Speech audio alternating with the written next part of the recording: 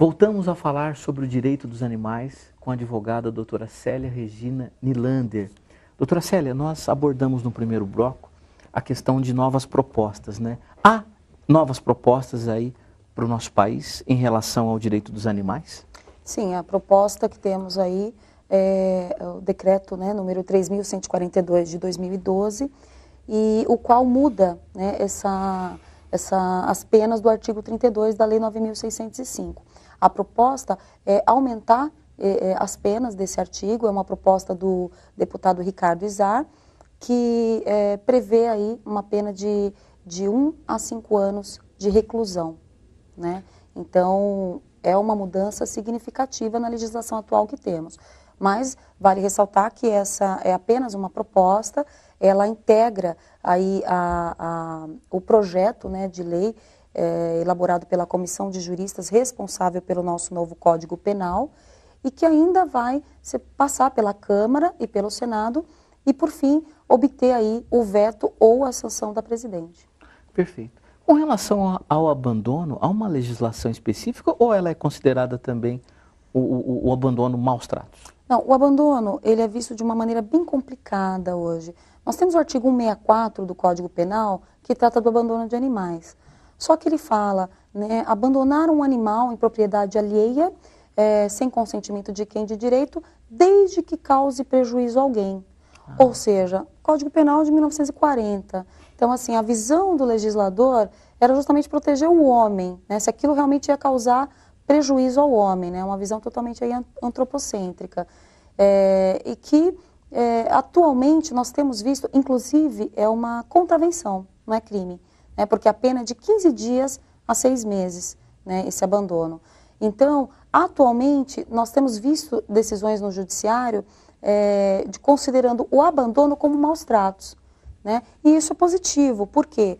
Porque a pena dos maus tratos, ainda que branda, ela é maior do que a pena que a gente tem no artigo 164 do Código Penal relacionado ao abandono. Então, na verdade, o abandono é visto dessa forma, mas recentemente está sendo visto como maus tratos. Perfeito. Agora, o que é maus tratos? Como é que nós conceituamos? Como é que nós podemos afirmar que um animal está sendo maltratado?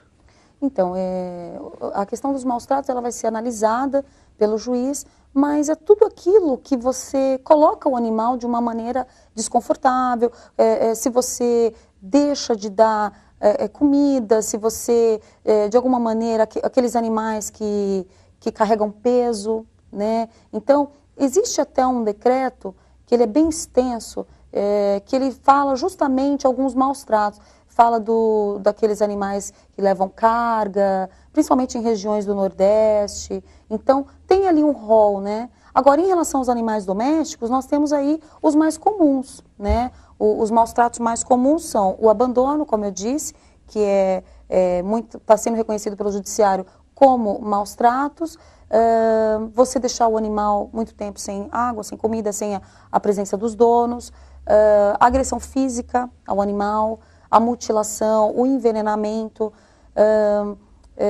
deixar de levar um animal ao veterinário quando ele está doente.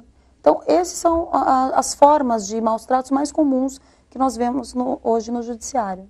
Que interessante. Agora, doutora Célia, o que a pessoa deve fazer quando se depara com uma situação dessa de maus tratos, né?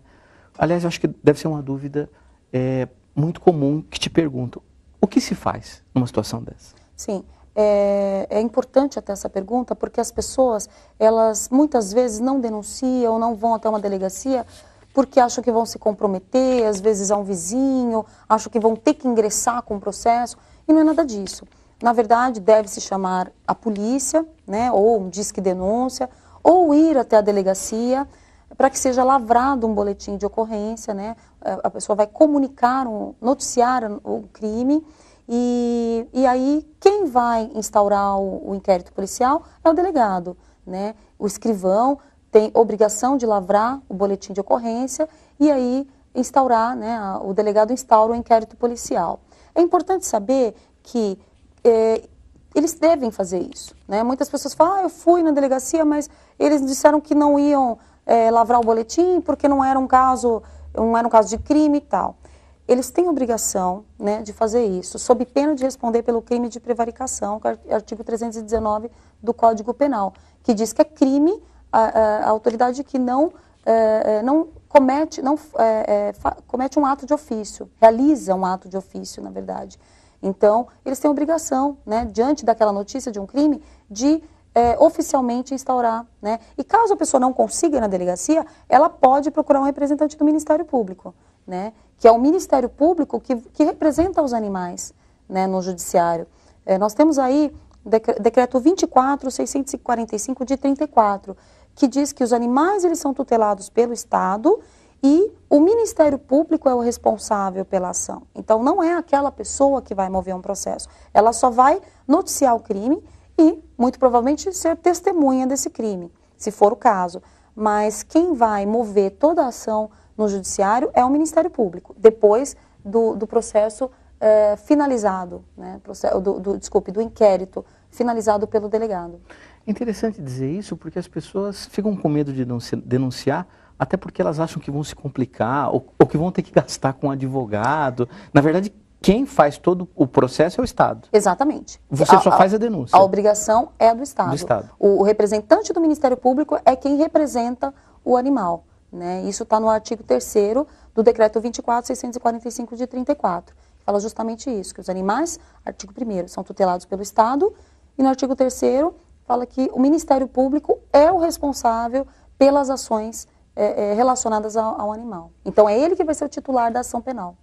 E muito interessante isso, doutora Célia, que a senhora comentou, com relação ao escrivão, ao delegado, que se nega a dar importância cabida para o caso numa situação de maus tratos. Exatamente. Né? Deixar de cometer um ato de ofício, né, por qualquer motivo, seja ele pessoal, sentimental, enfim, é crime.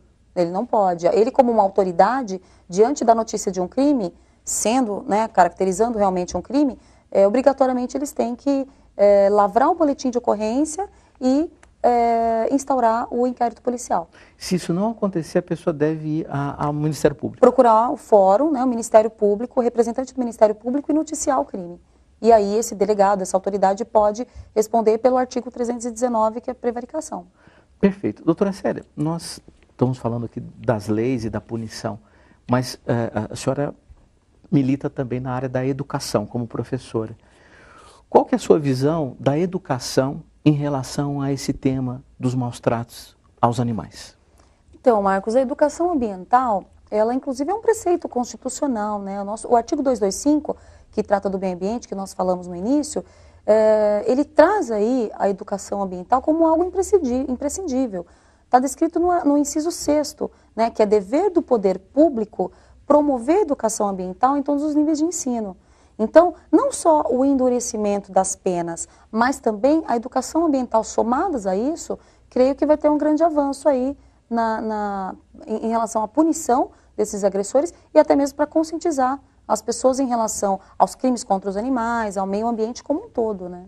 Perfeito. Nossa, é muito assunto, né? Nós poderíamos ficar aqui várias horas conversando sobre isso. Tanto é verdade que nós vamos fazer uma edição especial do programa Mundo Animal, levando esse assunto até a semana que vem.